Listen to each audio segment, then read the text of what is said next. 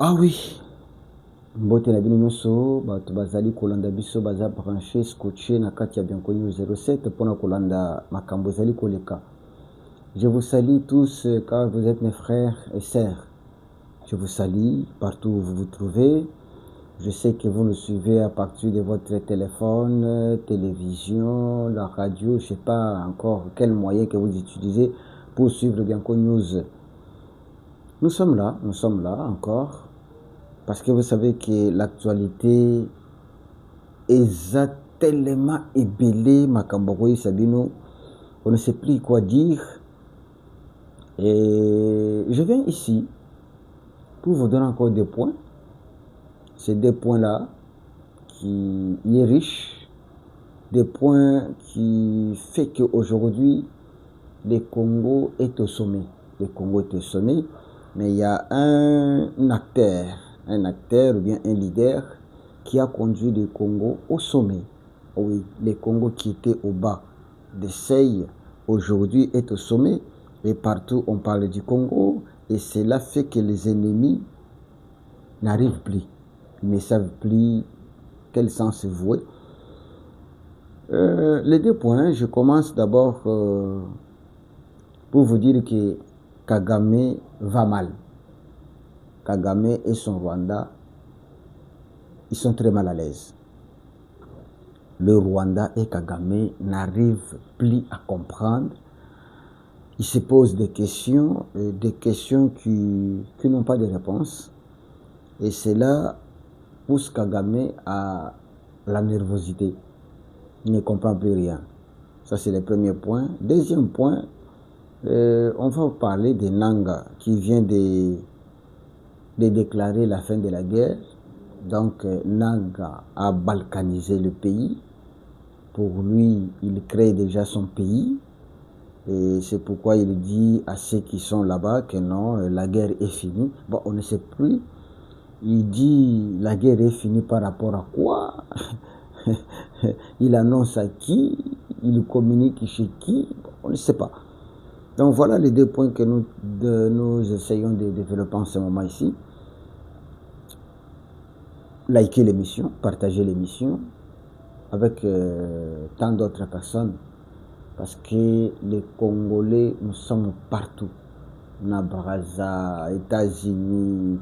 Donc, les 5 continents, les Congolais sont là. Dans nos villages, les Congolais sont là. Alors, directement, nous entamons. Je vais vous dire, les jours que le sommet s'est tenu aux États-Unis, où il y avait au moins 50 pays qui ont été invités là-bas, je dis bien 50 pays. Parmi ces pays, le Rwanda ne figure pas pour être invité. Et il y a eu au moins les hommes d'affaires, ou bien les leaders mondiaux, ou les décideurs mondiaux, au moins 3500 personnes qui étaient dans cette réunion-là. Les gens qui ont été conviés pour participer, eh bien pour partager, ils étaient au moins au nombre de 3500 personnes. Les leaders mondiaux, je dis bien, les leaders mondiaux ou les décideurs du monde. Pendant ce moment, Kagame aussi a organisé, je ne sais pas, je ne vais pas appeler comment, une réunion, ou bien il a convoqué quoi, je ne sais pas, dans son pays, au Rwanda. Et là, Kagame a commencé même à injurier les gens. Il a tenu son discours. Dans ce discours, Kagame n'a pas parlé de son pays. Il a parlé que de Félix. Il a parlé que quoi? De Blancs, la communauté internationale. Kagame parvient à dire que non, nous sommes étouffés. Oh, Kagame, qui t'a étouffé? Ah bon? Donc aujourd'hui, Kagame est étouffé. Il dit avec tout ce qui se passe. Donc, Kagame n'avait c'est qu'il fallait dire que injurier Félix, injurier, il dit quoi? Aller au diable. C'est ça ce qu'il a tenu comme propos. Habille la communauté internationale, aller au diable. Papa, et il ajoute, il dit, nous sommes étouffés avec leurs dossiers là. Ah bon? D'où vient cette colère? Je vais vous révéler d'où vient cette colère. Que Kagame parle de Tshisekedi, Kagame parle de la communauté internationale, Kagame sabote tout le monde. Donc c'était comme Azo rendre, ou bien Azo restituer au peuple rwandais. On ne sait pas, il était en mission. Il y avait un compte rendu. Il voulait dire quoi? On ne sait pas. Convoquer seulement les journalistes, les députés, les corps professionnels, tout consort. Tout naïe, famille politique naïe, pour commencer à parler du Congo. On ne sait pas. Au lieu de parler de l'économie, au lieu de parler de l'armée, au lieu de parler peut-être des projets du pays, au lieu de parler des résultats, non. Il a tenu son discours que pour injurier Félix. Félix, c'est ici. Tant voici c'est Félix à Kamati, communauté internationale. Je vais maintenant vous dire pourquoi cette colère, pourquoi il s'est agacé. L'époque, c'est quoi? Les sommets parlaient de minéraux critiques. Fongola Matoyo Yukanga bien. D'où venait la colère et pourquoi il a organisé aussi Yaye Sommet. Voilà. Les sommets parlaient des minéraux critiques. Et Nakati Wana, vous voyez bien qu'il n'y a pas 2 ans ou 3 ans où Kagame ou bien le Rwanda étaient les premiers producteurs de cobalt. Vous voyez bien, non? Il y a 3 ans ou 4 ans où Kagame ou le Rwanda étaient premiers producteurs de cobalt au monde. Maintenant, c'était un pays qui était vraiment considéré. On ne pouvait pas tenir des réunions ou bien des sommets qui parlent de minéraux critiques ou bien des minéraux critiques sans associer le Rwanda. Vous comprenez? On ne pouvait pas tenir de tels sommets sans que le Rwanda soit là. Parce que comment vous pouvez tenir des sommets alors que tenir des sommets, parler des minéraux critiques ou bien des minéraux critiques sans la présence de celui qui est le numéro 1 producteur? Vous voyez? Maintenant, Kagame, ayant compris que j'ai été isolé, nous n'avons plus de valeur, nous ne sommes même plus considérés comme étant des producteurs de cobalt, ou bien des minéraux rares, ou bien des minéraux critiques. Donc, à mon avis, nous va saboter, cela est créé na katinaye, moi, symptôme de colère. Pour répondre na bango. Il fallait y passer la sommet naye na mboka naye. C'est que somango tango sala. Comme je vous avais dit autrefois, pour lui, c'est Félix. Le malheur du Rwanda s'appelle Félix. Mais de ce côté, il a raison. Le malheur du Rwanda s'appelle Félix. Le malheur du Rwanda s'appelle Congo. Pourquoi? Parce que c'était l'endroit où il volait, c'était l'endroit où il pillait. Et il était respecté. Il avait la renommée. On ne pouvait rien traiter sans lui.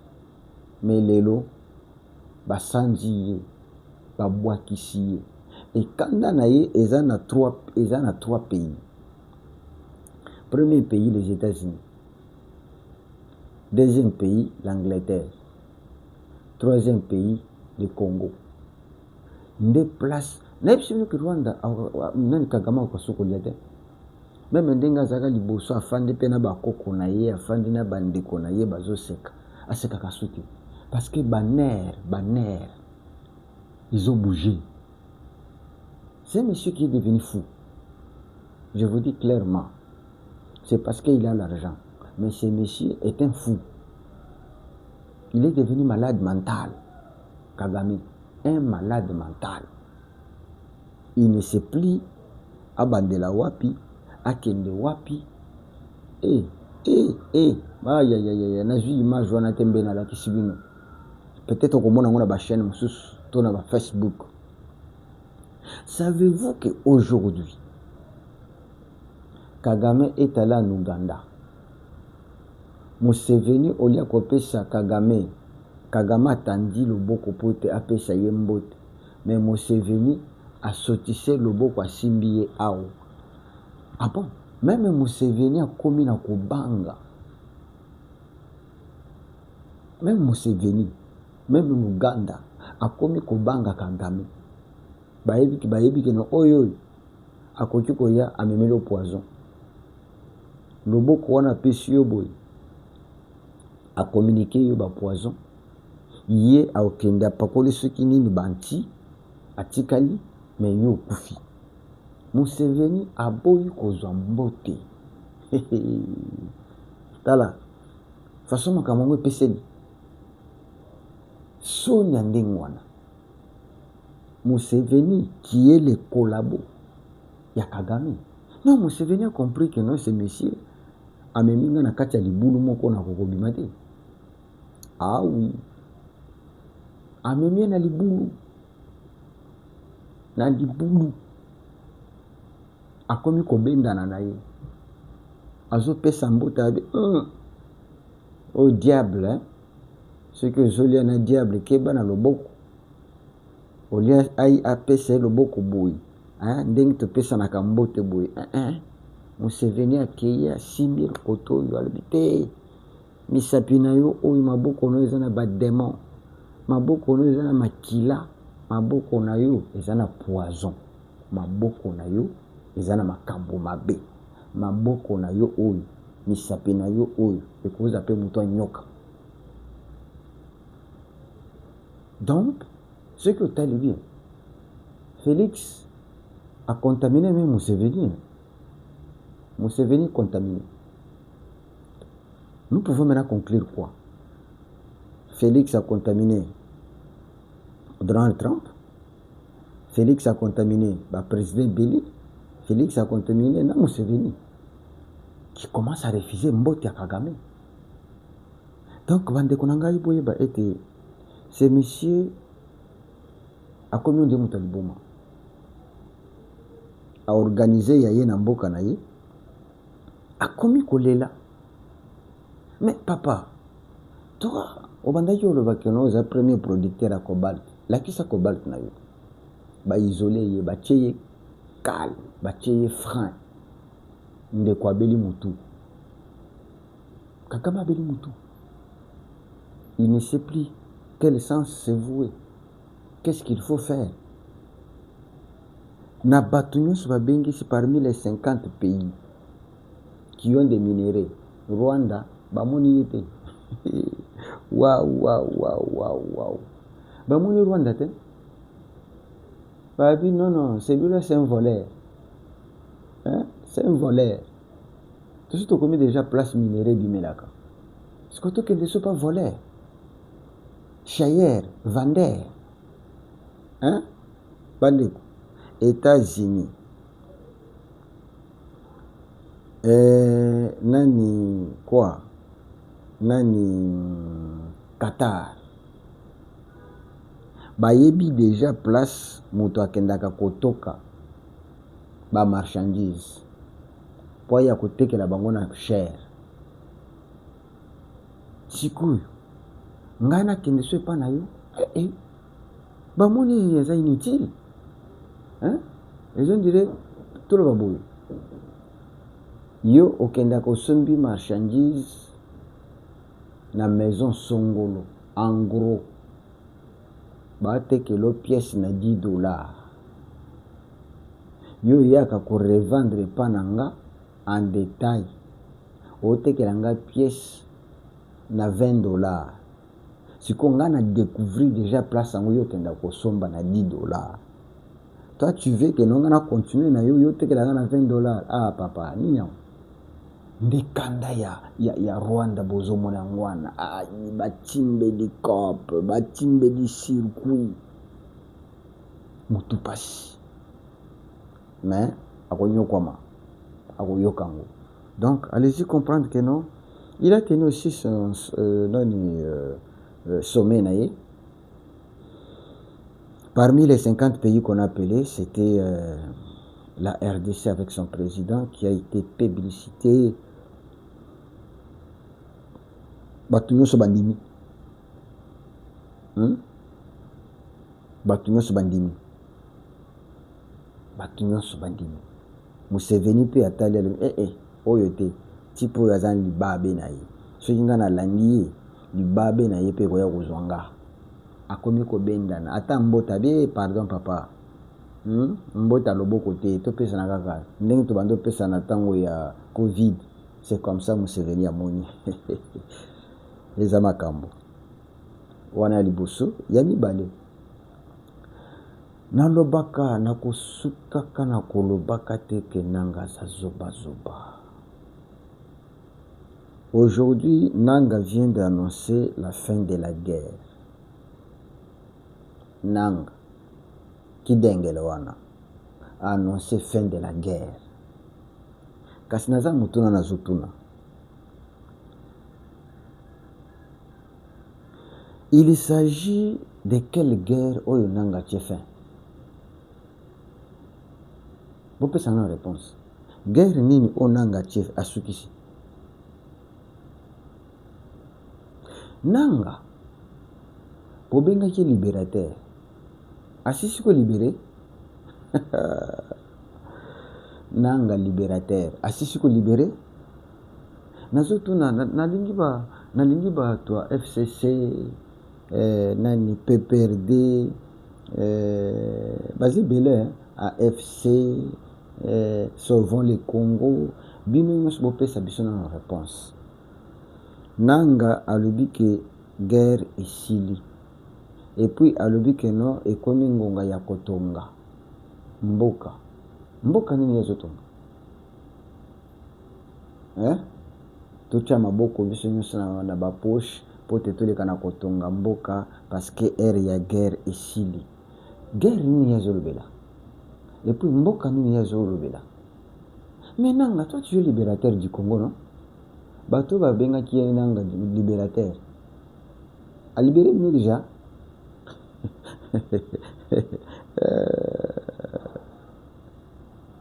Bomoni. Tu es bisa kibino. Na loba awa bianco news. Like dans l'émission pendant loba makambo oyo. Est-ce que vous abonnez? Je préfère que vous puissiez vous abonner, mon frère, ma sœur. Abonnez-vous dans notre chaîne. Ici, je vous dis que la vérité. Et vous êtes informés de tout ce qui se passe au pays à travers le Congo et à travers notre chaîne Bianco News. Nanga vous annonce la fin de la guerre. Il s'agit de quelle guerre? Donc, Nanga a commis déjà Nasuka. Attends. Rappelez-vous en 2024, Nanga dira que non, toko fêter indépendance na Kinshasa. Et Nanga, en 2024, tu avais dit que toko koma. Non, tout non en 2023. En 2023, Nanga promet, il dit que même les élections n'auront pas lieu. Parce que toko za déjà na Kinshasa, toko benga na Chilombo. Tokeyi papa élection salami tomoni Nanga te po benga na Chilombo. Tokomi na 2024. Nanga promettre biso lobby le 30 juin oyo. Toko fêter indépendance à Kinshasa. Tokomi pe le 30 juin tozeli nanga tomoni yete. Mais siko moyibi. Tokomi na 2025. Nanga promettre biso ni. Ah oui, abi nous allons fouler nos pieds à Kinshasa. Tokomi na soka ya 2025 nanga fouler kaka makolo na Kinshasa te. Siko tokomi na 2026 nanga nous annonce la fin de la guerre. Bandeko. Eza passe. Je vous dis la vérité, eza passe. Je vais vous dire pourquoi Nanga a annoncé la guerre. Nanga, maloba nyonso awuti koloba ça ne vient pas de lui. Nanga a servi à ce que balekana ko balkaniser pays. Mais bazana malheur, difficulté. Ils ont vite compris que Congolais alingi bangode. Congolais tokokate. Ils ont constaté l'opposition farouche des Congolais contre le mouvement M23 AFC. Ils ont vite compris que même ceux qui te disent que tokokate, tokomate. Alors qu'est-ce qu'il faut faire? To proclamer que la République n'a pas de Kivu. Awa, place tozali, tout ce qu'on a besoin de. Tango bayoki que non Félix Alobi, vous voulez les négociations, venez à Kinshasa. Bami moni de Jagaï. Cet homme ne changera pas. Mais Malobanyos o Nanga Lobi, ça ne vient pas de lui. Nanga za marionnette. Nanga azanaye sous-traitant. Yakagame. Je vais vous dire pourquoi Bachie Maloba na monokwa Nanga. Les projets de Tutsi na Banyamulengi to na Rwanda, ils ont de créer un pays à part, de récupérer cette partie de la République, parce que Kagame vous a dit clairement que non, il y a une partie des terres qui appartenait au Rwanda qui est présentement na Congo. Et c'est cette partie-là. Maintenant, voyant que nous avons contrôlé Yango avec notre marionnette Nanga, Bachie Maloba na monokwa Nanga. C'est que nous avons annoncé que non, fini la guerre, maintenant nous voulons commencer à travailler ici. Bisomoko Awa. Mais au lieu de parler que non, tu balkaniser déjà pays, tu kabi déjà cette partie et pas Rwandais, non. Lui, il dit que non, nous commençons à construire notre pays. Bon, c'est quel pays? Il dit que non, je vous annonce la fin de la guerre. Quelle guerre? Yo, oye bisu na Congo, wapenza bisu gouvernement congolais. Tokotike la yo, oye bisu que non fini la guerre, donc bisu peut faire des tokangi maboko, bino kuna bokangi maboko, donc fini la guerre. Mais c'est monsieur, c'est malade, toi. Là, tu es malade. Ce n'est pas possible. Aucun Congolais ne soutiendra ça. Et d'abord, le malheur que vous avez. Tout l'Est ne vous soutient pas. Tout l'Est n'est pas avec vous. Tout l'Est n'est pas avec vous. Nanga sous-traitant, il y a Rwanda. Pourquoi c'est parce que, l'Andanga bien, il ne pouvait pas proclamer un pays à part, les soi-disant Nanga qui nous utilisent, les marionnettes, n'est pas de l'Est. Azamon a qui voter. Comment toi tu peux proclamer un pays où tu vas diriger alors que toi-même tu n'es pas de là? Nzambe na ngai. Eza na bato babotama bazoba. Na ngai mika muyibi na lukuta. Muyibi na lukuta. Tu proclames l'indépendance ou bien la balkanisation, il y a parti wana. Au moment où toi tu n'es pas de là, Nanga, aux hommes toi qui hein? Maintenant, Kagame va te laisser diriger cette partie où tu n'es pas natif. Pourtant, babotama bazo. Donc, bazo pousser à l'obabiloko, où il y a mon kwazo comprendre. Ok, Nang, c'est toi qui dis que non, la guerre est finie, mais c'est là aux monango. Ozo yokango. Okolanda mwasi na yo na nani? Akolanda mwasi na Canada. Kuna pe ndito ulia yo. Na Canada ndito ulia yo. Tango kobima kaka ndito ulia yo. Terrain, c'est nous qui contrôlons. C'est la RDC maintenant qui est en vogue. Vous n'êtes que des miniatures. Vous êtes des miniatures. Aujourd'hui, tout ce que, même votre maître vous a dit non, tout ce que Félix dit est accepté. Partout, il est accueilli comme un roi. Voilà. Comme un prince. Voilà. Bah, Congolais, l'heure est arrivée de s'unir. L'heure est arrivée de montrer aux Rwandais que nous sommes un peuple fort, un peuple grand, un peuple qui ne badine pas. Les Congolais, vous avez compris, la personne que vous avez appelée libérateur, Yéwana Sukina Yéguna. Yéwana Sukina Yéguna. Asa Juo Yé Okaki. Asa Ju. À quoi je sortais?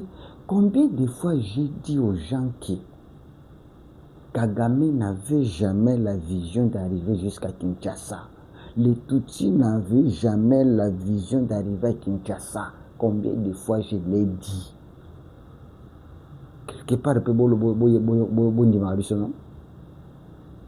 parce que ce sont des choses qu'on a dit. On vous expliquait clairement que ce mouvement-là n'a pas vision d'arriver à Kinshasa, de prendre tous les Congos. Non. Leur souci c'était, ok, au lieu de proclamer notre indépendance, pays du Kivu, ou bien des Grands Lacs, non, leur nom c'était quoi? Oui, le pays des Grands Lacs, voilà. Le pays des Grands Lacs, ou bien le pays, ceux qui je ne sais pas. Ils ont trouvé que non, si nous les faisons seulement de ce côté, et aussi Mbate, alors nous devons aussi arriver jusqu'au Katanga. Na Katanga, kuna toko proclamer peu aussi indépendance de Katanga, kuna bakofandi sa Moïse, na Kabila, babando diriger kuna. Bango Kotoyo, Nanga, na ba Bisimwa, ba diriger Kotoyo. Mbalamoko Congo et Panzani en 3 parties. C'était ça la vision. Mais maintenant, ils ont trouvé que non, percer jusqu'à na Katanga, ils aussi Mbate, ba Congolais, bazon di Mate. Ba Congolais, bazon boya. Bato banda qui va chez le Katanga. Ah voilà. Yéwana Souké a commis pour proclamer la fin de la guerre. La fin de la guerre avec qui? Qui va te laisser contrôler là-bas? Et puis, yo, osa mutwa Kivu te. Comment on va te laisser la direction ya ko diriger Kivu? Est-ce que nanga oyo mutezo sala? Hein? Tu es au Congo, tu arrives au Katanga, tu dis que non a proclamé à Katanga comme pays, mais c'est toi, au Congo, qui veut diriger le Katanga. Est-ce que ça peut se faire? Ou bien au Longo na Katanga, au komi na bas Congo, ou au lobby na kangi parti oyo et comme pays. Et tu veux diriger le bas Congo, toi qui es du Katanga. Est-ce que nanga oyo vraiment, tu peux aller boumate? Bandeko, voilà la situation, tous en Angosikoyo. Aïe, si vous que non, à fin de la guerre. Non, la fin de la guerre, il a caché. Il fallait dire que non, nous venons de proclamer l'association tokomi sikoyo pays à part, tokomi pays, ceux qui pays de Kivu, bien pays des grands des lacs. Je ne sais pas si bakopesa ngo kombo nini balinga bapesa, mais pour na prononcer mot balkanisation babangi pour na prononcer mot wana parce que ekoleka te. Il y a une réunion qui s'est faite au Rwanda. Nanga n'était pas là. Nanga tellement que c'est les accords pions bazo tindika, hein, marionnette, pantin,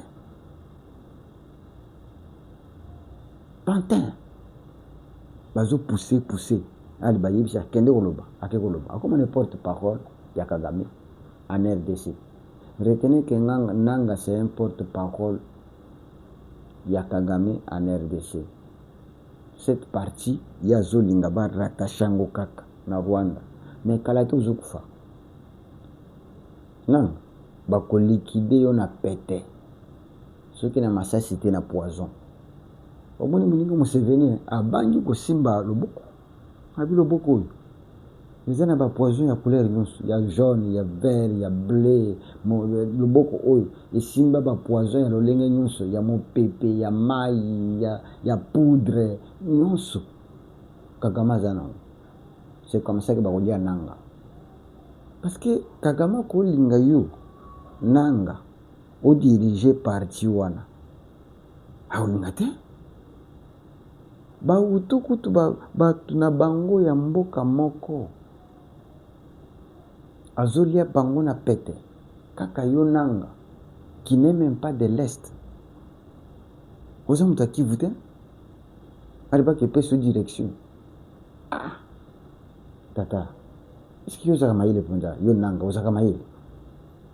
Vous penda vrai bourri qui penda Nanga. Donc, allez-y comprendre. Bianco News a sengi la bilobole kanako participer massivement na kati na émission na biso. Bole kanako kabola be émission na biso na bande ko mosusu. Bole kanako tindela nga ba j'aime, bole kanako tindela nga ba commentaire na ba question na poser wana. Répondez-moi. Est-ce que Nanga a atteint les buts? On ne sait pas. Nanga a libéré déjà le Congo parce qu'on l'a appelé libérateur. Na bino nyonso bandaki kozela Nanga o libérateur azoya, Nanga zoya. OK. Bokende yo on a proclamé déjà république na ye kuna. Bokende ko rejoindre ye. Tostala. Mais biso kalate tozo effacer bino. Na sepeli mingi na bino nyonso bolandinga na ta nyonso pesi ya kolanda mboka oyo soki yo te soki nga te mbele mboka ekenda kala et soki pe tolamuki te toya kosutuka un jour mboka ekeyina lokola yo solamuki nga na sina lamuki tokobanda kolelisa kaka Kagame butu moi babandaka kolela barwande babandaka kolela tina suka. C'est comme ça.